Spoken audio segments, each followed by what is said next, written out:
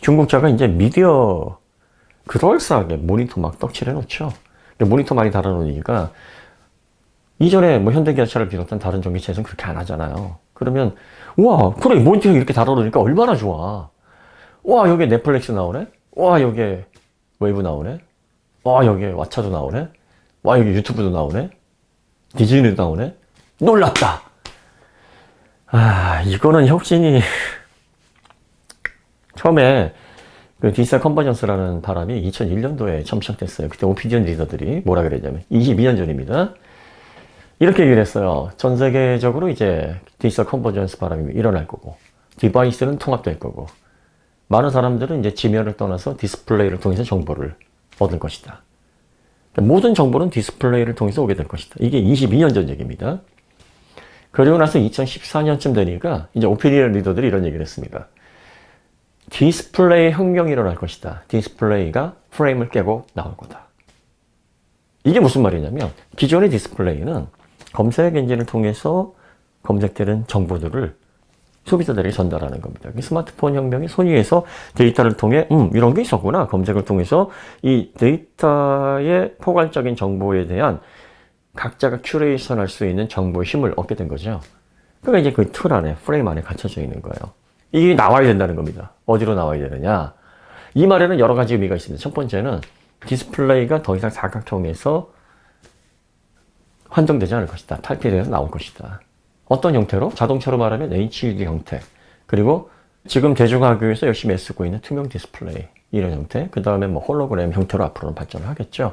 이게 차세대 디스플레이입니다. 그리고 이미 LCD 업계에서도요. OLED로 산업이 완전히 전환이 됐어요.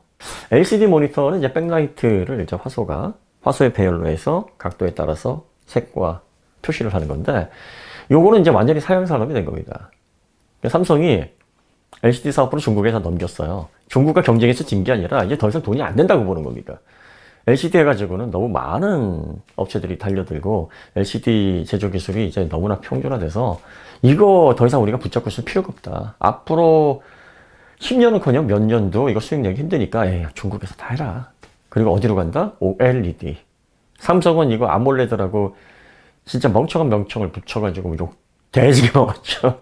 원래 이 엔지니어들, 공학도들은 원래 우리가 약속한 명칭이 OLED인데 거기다가 왜 니들 마음대로 마케팅 용어를 OLED라고 붙이냐. 이걸 굉장히 싫어합니다. LED TV도 마찬가지예요. 백라이트가 LED 방식인데 그걸 LED TV라고 하면 어떡하냐. 어쨌든 삼성도 그렇고 LG도 그렇고 이제 OLED가 주력이에요. LCD는 더 이상 먹거리가 아니다. 레드오션 중에 레드오션, 산성화 중에 산성화 돼서 이제는 앞으로 저 디스플레이는 이제 끝났어. 더 이상 너희들은. 그리고 OLED도 유기 OLED가 있고 이제 무기 OLED가 있습니다. 그러니까 유기물에서 발광 소자 이거를 이제 증착시키는 방법이 있고 이제 무기물의 발광 소자를 증착시키는 그걸 퀀텀 디스플레이라고 하는데 OLED는 유기물이니까 이게 수명이 좀 짧아요. 그래서 번인, 색이 변합니다. 타는 거죠. 근데 퀀텀 디스플레이는 그런 현상이 없습니다. 그럼 이제 퀀텀 디스플레이로 가면은 번인 현상도 없고, 그럼 자동차에 탑재하기가 더 좋죠. 내구성이 확실해지니까. 그리고 변형이 아주 쉽게 할 수가 있습니다. 예를 들어서 뭐, 투명 디스플레이가 아니더라도 이 OLED를 디스플레이에 살짝 붙여서 부분에서 구현을 한다든지 아니면은 뭐 도어 트림이라든지 차체 부분에 굴곡에 맞춰서 집어넣는다든지 또 말아가지고 넣었다가 뺐다 할 수가 있는 여러 형태로 가공이 가능하거든요. 그러니까 중국 지금 전기차가 스퀘어로 된 22년도에 이때쯤 이게 혁명의 중심이 될 거야 하는 그 시절의 그 디바이스를 보면 우리가 어떤 얘기를 해야 되냐면 야 중국은 22년 전에 오피니언 리더들이 디지털 컨버전스의 혁명을 이끌 데이터 표시 장치를 이제서야 주력으로 갖고 오는구나. 이렇게 보고 끌끌끌 해야 되는 거죠. 야, 너희들은 이제 셋톱박스에다가 통신 모듈 넣으면은 어디에서나 구현될 수 있는 그런 걸 갖다가 혁신이라고 보여주는 거야? 그게 혁신이에요? 아니에요. 우리나라에서 제일 잘하던 게 미디어 모듈, 셋톱박스 이 기술이에요. 거기다가 통신 모듈 해가지고 하면 지금 자동차에 웬만한 카오디오 튜닝하는 데 가서 여기에다가 금방 해줍니다. 비용도 얼마 안 들어요. 근데 이제 그걸 몇 개 구현해놨다고 어우 중국 저거 놀랍다 저거 배워라 그러면 기술 현장에 계신 분들이 이제 환장하는 거예요. 지금은 이제 데이터 혁명이 어떻게 일어나냐면 프레임을 깨고 나와야 됩니다. 디스플레이를 깨고 나와야 돼요.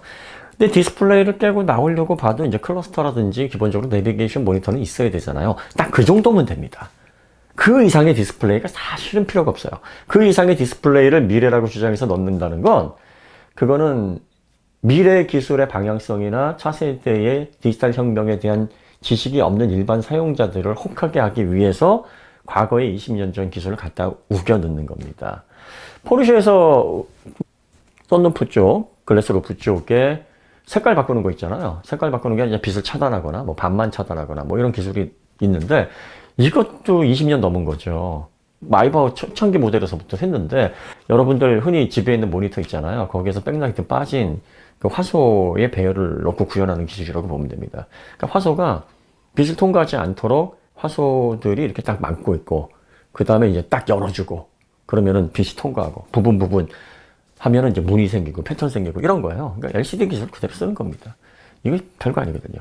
그러니까 이런 것들은 과거에 이미 했던 것들이고 혁신이라고 할 수 있는 것들이 아닙니다. 그리고 이제 우리나라 제조사들은 이미 그런 단계를 넘어섰으니까 아니 아이패드, 갤럭시 탭에서도 다 되는 뭐 이런 한정적으로 있는 이런 디지털 콘텐츠들을 뭐 자동차의 화면에 뭐 뿌려줘. 운전하고 뭐 그냥 오디오 좋은 거 설치하고 잘 연결하게 해서 뭐 아이패드라든지 뭐 스마트폰이라든지 노트북에 그런 거 연결해서 보게 하는 거 충분하잖아. 이런 것들은 이게 앞으로 우리가 추구해야 될 방향이다. 그럼 앞으로 추구해야 될 방향은 뭐냐? 앞으로 추구해야 될 방향은 사용자와 자동차가 교감하는 겁니다. 그러니까 사용자가 자동차에 탔을 때 자동차가 사용자가 원하는 방향의 디지털 데이터들 그리고 사용자의 신체적인 상황 이런 것들을 반영해서 디지털 소스들을 생성해 주는 겁니다. 그러니까 컨텐츠 사업자들을 통해서 단순히 다운받아 가지고 펼쳐주는 기존의 20년 전의 그런 구닥다리 방식이 아니라 자동차의 센서들 그리고 자동차에 담겨져 있는 다양한 검색 엔진들 그리고 뭐 챗 GTP 같은 AI들 이런 것들을 종합해서 소비자들에게 그 운전자 그럼 쉽게 말하면 저를 구입하신 우리 주인님의 건강 상태를 체크를 한다든지 주인님이 자주 가는 동선을 얘기한다든지 그리고 또 운전 패턴에 대해서 그리고 또 길을 찾을 때 정확하게 길을 찾을 수 있도록 이런 컨텐츠들을 운전자에 맞게 제공해서 보여주는 자동차 내에서 이루어지는 안전운전과 앞으로 자율주행의 그런 인프라에 맞춘 그 어떤 곳에서도 제공받을 수 없는 내 차에서만 제공받을 수 있는 독자적인 컨텐츠가 미래 전기차 시장에서 앞으로의 30년을 이끌 제대로 된 컨텐츠 비즈니스가 되는 거예요. 그러니까 이제 거기에는 뭐 엔터테인먼트는 기본이고 이거는 뭐 말할 것도 없고 왜냐면 엔터테인먼트 사업자들이 제일 많잖아요. 영화, 뭐 드라마, 뭐 게임, 음악 이런 것들은 지금도 뭐 넘치게 구현이 되는 거니까 이런 거 구현되는 건 경쟁력이라고 볼 수 없고 여기에 더 나가서 뭐 사용자들, 그러니까 운전자의 건강 상태라든지 운전자의 뭐 운전하는 패턴을 통해서 자주 가는 곳이라든지 또 여행을 할 때라든지 아니면 뭐 업무상 차를 이용할 때 그 조건 관련해 가지고 입력을 하게 되면 거기에 맞는 정보를 알아서 올려주는 거. 그 다음에 그 디스플레이는 어떤 식으로 되냐면 프레임에서 나와야죠. 그 프레임에서 사각형에서 스퀘어에서 구현되는 게 무슨 혁신이에요. 어디로 나와야 됩니까? 전면부의 그 거대한 창이 외부와 자동차의 내부를 연결하는 그런 정보 창구예요. 이 정보 창구에서 데이터가 제공이 돼야 됩니다. HUD가 이제 2단계, 새로운 단계로 넘어가야죠. 어떻게? 사용자의 시선을 추적해서 HUD가 사용자의 시선에 맞게 움직일 수 있는 장치들. 그리고 투명 디스플레이든 아니면은 일부분에 OLED와 같이 필름 형태로 부착이 돼서 마치 없는 것처럼 일체감 있게 부착이 돼서 인프라스트럭처, 교통정보들이나 안전운전, 자율주행을 하기 위한 각종 정보들을 운전자에게 제공할 수 있는 다양한 형태의 디스플레이들이 적용이 돼야 되는 겁니다. 그리고 엔터테인먼트를 위한 디스플레이도요. 그걸 뭘 이렇게 드러나게 딱 붙여요. 그럼 공간 활용 못하고 그리고 또 동승석에다가 크게 붙여놓으면 그거 에어백 터질 때 어떻게 할 겁니까? 그거 날라와가지고 두드러 맞거나 얼굴에 맞거나 아니면 그것 때문에 에어백 제대로 안 터지면 어떡할 거예요. 이런 거 다 고려해야 됩니다. 그러면 에어백에 안전에 문제가 없는 선에서 안쪽에서 롤러블로 올라갔다가 내려갔다가 이런 형태 가능하고요. 그 다음에 글래스 루프 있잖아요. 이제 넓잖아요. 이걸 거의 뭐 지금 천장 전체를 덮고 있는데 여기 이 공간을 디스플레이 공간으로 활용하면 됩니다. 여기에다가 단순히 LCD 기술에 단순하게 빛을 차단하고 뭐 빛을 통과시키고 그 다음에 패턴 새기고 이런 것들은 아주 기초적인 기술. 여기에 아예 컨텐츠를 구현하는 거죠. 왜?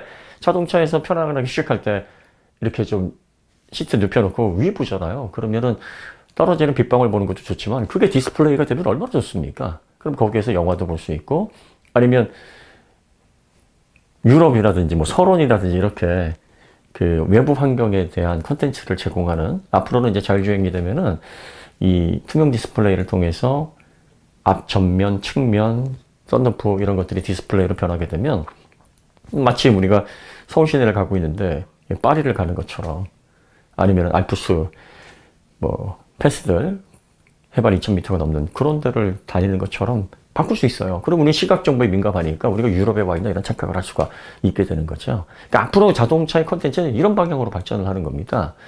기존에 늘 우리가 주변에서 보는 디스플레이 몇 개 달아놓는 게 혁명이면 일렉트로마트 가면은 거기 혁명 많아요.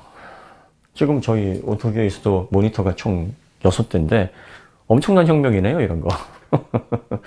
얼마 전 중국에서 어떤 제품들이 인기였냐면 이게 침대인데 뭐 기능이 막 수십 가지입니다. 안마기도 있고 그리고 또 뭐 밥을 먹을 수 있는 테이블도 나오고 옷장 하여튼 뭐 충전기는 뭐 다 있고 조명서부터 그거 한 대만 있으면은 침대 밖을 나갈 일이 없어요. 보면은 막 신기하죠. 뭐 멀티툰 같은 그런 것들이 있습니다. 보면 신기하고 하나 있었으면 좋겠다 이런 생각 들잖아요. 그럼 이제 어떤 사람이 그걸 보고 왔어요. 그러면서 이제 시몬스 본사에 갑니다. 시몬스에서 내가 이걸 보고 왔는데 혁신이 저기 있다. 니들은 저걸 배우지 않으면 저 침대가 전 세계 모든 침대 시장을 다 먹을 것이다. 그 템퍼에도 가고 에이스에도 가고 그러면 오로지 편안한 숙면, 본질, 건강 이런 것만 연구해오고 스프링 하나만으로도 수십 년간 실험을 했던 엔지니어들이 뭐라고 얘기를 할까요? 아, 네. 네. 뭐 인상적으로 봤습니다. 네, 감사합니다. 말로는 그렇게 하지만, 예, 소금 뿌립니다. 그거 배우라는 거죠. 지금 중국 전기차에 보여지는 그런 다양한 기능들이 뭐 멋져 보일 수는 있어요. 그러니까 기술의 본질을 모르면, 뭐 그렇게 보일 수도 있구나, 이렇게 보이는데 그런 것들이 시스템 침대처럼 그냥 갖다 넣을 수 있는 건 다 넣는 겁니다. 그러고 나서 본질을 수십 년간 또 막 오랜 시간 연구하면서 자동차다운 자동차, 미래를 선도할 수 있는 그런 기술력으로 애를 쓰고 있는 그런 엔지니어들에게 저거 가서 배워와. 안 그러면 쟤들한테 다 잡아먹힌다? 그 엔지니어들이 뭐라고 생각하시겠습니까? 컨트롤은 네, 많이 배웠습니다. 하죠. 거기다 대놓고서는 님 뭐하심? 이렇게 얘기할 수 없는 거잖아요. 그죠? 하지만 속으로는 부글부글 합니다. 이게 뭐지? 이런 생각 안 하겠습니까? 그죠? 이런 걸 자동차에 뭐하러 붙입니까? 그래서 제가 이런 얘기했어요. G90나 최근에 나오는 현대차들 보면 디스플레이로 보여주려는데 급급한 오버질을 이제는 안 한다. 본질을 챙기고 있다는 겁니다. 이런 거 소비자들에게 혹할 수 있는 그런 요소들 없이도 자동차의 본질에 워낙 지금 다가가 있으니까 그냥 12.3인치, 12.3인치 이거면 돼. G90를 그렇게 만들었어요. 근데 BMW 어떻습니까? 후면에서 막 LCD가 내려와가지고 보기에도 부담스러워요. 그거 사고 나면 BMW니까 그건 아마 잘 해놨을 건데 아니 오직이나 미래 보여줄 게 없으면 그 프레임에 갇혀져 있는 디스플레이의 그 정보는요 옛날 20년 거예요. 그건 혁신하고 거리가 멉니다. 안 해주는 것보단 나아요. 물론 뭐 그런 거 원하는 소비자들도 있고 보면은 그래 뭐 극장에서 그래 이렇게 개인 프라이빗한 공간에서 자동차에서 즐기는 느낌을 주니까 얼마나 좋아 할 수는 있는데 이걸 전면에 내세웠다라는 게 이미 그 기업들은 미래에 앞으로 30년은 우리가 뭘 어떻게 시장을 리딩하고 어떻게 이끌어 나가야 되는지 소스 없다는 겁니다. 저희가 벤츠 하이퍼스크린 나올 때 얘기했잖아요. 벤츠는 이제 끝난 것 같네요. 벤츠는 이제 브랜드가 남고 전기차 시장에서는 헤리티지를 팔아먹고 살아야 될 것 같네요. 라고 얘기를 한 게 바로 그겁니다. 저건 혁신이 아닌데 그걸 혁신이라고 얘기를 하고 있어요. 그럼 중국 기업이 벤츠와 BMW를 보니까 우와 저거 사람들이 좋아하나 보다. 우리도 저렇게 하면 티는 낼 수 있겠다고 하는 거예요. 그걸 왜 배웁니까? 20년 전 걸 왜 배워요? 앞으로는요 맞춤 데이터 시대가 됩니다. 이 전기차 같은 경우에는 프라이빗한 개인 디바이스이기 때문에 그 사용자가 원하는 독창적이면서 그 운전자에게 맞는 맞춤 가공된 컨텐츠들을 자동차들이 제공하는 시대가 될 겁니다. 자율주행을 통해서 다양한 외부 정보들이 이제 취합이 됩니다. 퓨전 센싱을 통해서 많은 외부의 인프라스트럭처를 자동차가 살핍니다. 그리고 V2X를 통해서 네트워크로 연결이 될 겁니다. 그러니까 우리 운전자, 주인님이 갈 만한 곳, 좋아하는 곳, 또 필요로 한 것에 대한 정보를 빠르게 내비게이션에서 제공하는 그 서비스 외의 것을 즉석에서 로컬라이제이션에서 제공할 수 있는 환경이 됩니다. 이제 AI 엔진이 올라가면 그걸 조합하고 큐레이션을 자동차가 할 겁니다. 그리고 디스플레이를 사각해서 떠나서 운전자의 시각을 추적해서 그 큰 외부와 내부를 연결시켜주는 정보의 창인 글래스, 전면 글래스를 통해서 운전자가 전면 시야에 방해되지 않게 그걸 계속 지속적으로 운전자를 따라다니면서 제공을 할 겁니다. 예를 들어서 뭐 내비게이션 같은 경우에도 증강현실을 디스플레이 전체에 구현을 한다고 치죠. 그러면 표지판이 나와요. 그럼 꼭 운전자가 봐야 될 표지판이면 그 둘레에 얼굴 인식 기능, 카메라 얼굴 인식 기능처럼 그 주변이 빛을 나면서 띠링 하면서 따라가면서 화살표도 저쪽이면은 입체적으로 저길로 들어가라고 해서 지금 도로 칠 잘 돼 있는데 그렇게 안 되는 데 많잖아요. 그렇게 지시를 해주면 운전자들이 정말 이거는 우리가 경험해보지 못했던 이런 콘텐츠를 제공하는 이 제조사는 정말 어떤 기술로 이렇게 한 거냐. 다른 제조사들이 다 따라합니다. 이렇게 리딩을 해야 30년을 지배할 수 있어요. 지금 우리나라 엔지니어들이 그러고 있어요. 그걸 연구하고 있어요. 앞으로 이 가치를 어떻게 구현할까. 그래서 시스템 반도체부터 높이겠다는 겁니다. 소프트웨어, 그래서 자체적으로 만들겠다는 거예요. 그래서 2년, 3년 후에는 여러분들이 지금까지 경험해보지 못했던 디스플레이의 가치고 한정적으로 서비스가 제공자에 의해서 주는 거를 그냥 받아야만 됐었던 그런 서비스에서 벗어나서 자동차와 여러분이 교감하면서 자동차를 통해서 콘텐츠를 제공받고 나만의 데이터들을 제공받아서 정말 독창적이면서도 유니크하면서도 자동차가 내 생활에서 없어서는 안 될 생필품으로 라이프 스타일을 정말 제대로 바꿀 그 미래를 보여주겠습니다라고 해서 지금 차세대 전기차를 연구하고 있어요. 근데 왜 그 디스플레이 보고 배우라고? 중국은 앞으로 3년 내에 뭐 예언하는 거 아니고 제 얘기가 맞을 수도 전혀 그런 거 생각하고 하는 얘기 아닙니다. 그냥 제 생각이에요. 3년 내에 대혼란이 이뤄질 거고 중국 전기차의 신뢰성은 급격하게 시험대에 오를 겁니다. 그리고 나서 3년 후에 새로운 기술로 새로운 자동차의 경험을 안겨주는 우리 국산차, 또 테슬라 뭐 이런 기업들이 중국 시장에서 재평가 받아가지고 날개도 잘 팔려나갈 겁니다. 그냥 기다리세요. 네, 그럼 됩니다. 자, 오늘 이야기 여기서 마치도록 하고요. 더 좋은 콘텐츠로 찾아뵙겠습니다. 감사합니다.